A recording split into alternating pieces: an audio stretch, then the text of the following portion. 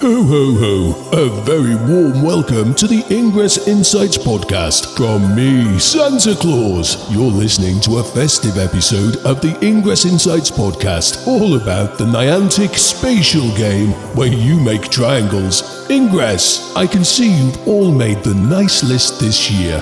Agents, I'll be filling enlightened and resistant stockings with very rare link amps, media capsules, and maybe even fit rep rewards if you're lucky, agents. Ho ho ho! Over to my pal Pokemon Trainer J with the latest on Ingress. Additional intel available. Hey agents, this is Pokemon Trainer J of Christmas Past. This is an earlier episode I recorded about the whatever topic I'm talking about in the title. I recorded these on a day when I had a bit more time to come out on the days of December, as I did last year, so you'll get one episode a day that's about something else. It may not be Ingress related, it may be Ingress related. You know better than me by the time you listen to this episode by the title of it. So hope you enjoy, and if you want to leave any comments or make suggestions for what I should do next year for these Christmas episodes, then please do so. Hope you enjoy the episode. Hello agents. Last year when I did these festive specials, I talked about tips with playing Ingress during the winter, because it's winter here, so I thought that applied.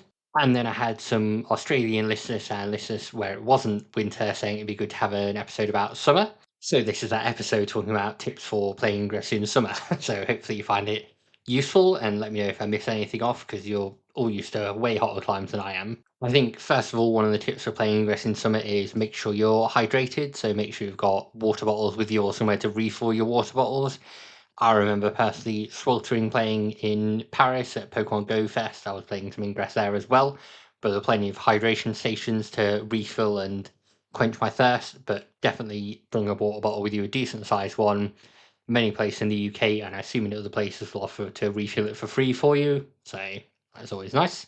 Another one that hopefully is obvious is sun cream or sunscreen, however you call it. Just make sure you've got the right SPF factor for your skin. You should know better than I do whether you need a 30, a 50, 25, whatever you need on your skin. Make sure you don't burn too much, and always make sure you find plenty of shade when you're out as well. Take a break from the sun. I find having a cap on to keep the sun out of my face very handy. I'm not great out in the sun anyway myself, so having a decent sized hat on that fits my giant head is always good for me, and then obviously wearing Ingress hats as well. Keeping a couple of power banks on you, of course, make sure they don't get too overheated. So if you're carrying a bag around, make sure they're in like a cool area of the bag. Same thing with your phone, don't want your phone to overheat. So I've seen recently those little fan things you can get on your phone. I don't know how well they work, but they may be a good purchase for future. And then finally, I'm just thinking about other things. So you want some kind of light and breezy clothing. So I've got a t-shirt on at the moment, even though it's winter here, which is quite light, something I'd wear in the summer as well. Whether that's for you a comfortable t-shirt, comfy shorts, a sundress, have whatever you want to wear, as long as you're comfy in it and it's nice and cooling. You don't want to be all layered up when it's boiling hot outside. So yeah, I think that's about it that I would cover off thinking about myself playing in the sun. As other places like Spain and I don't know, Paris obviously, they used to way hotter temperatures than we get here in the UK. UK, we don't do very well in heat, we don't do very well in snow. We do just about okay in rain unless you're driving. We're not great with weather despite how much we talk about it.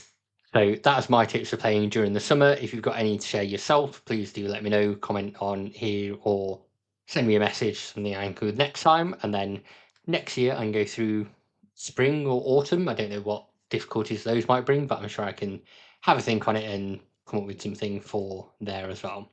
That's it for me for this little episode, so hope you have a great day. Happy hacking. Thank you, agents, for listening to the latest episode of the Ingress Insights podcast. If you'd like to support the podcast, you can do that in a couple of ways. So the easiest way to support the podcast is via Patreon. So you can find it at patreon.com/Ingress Insights.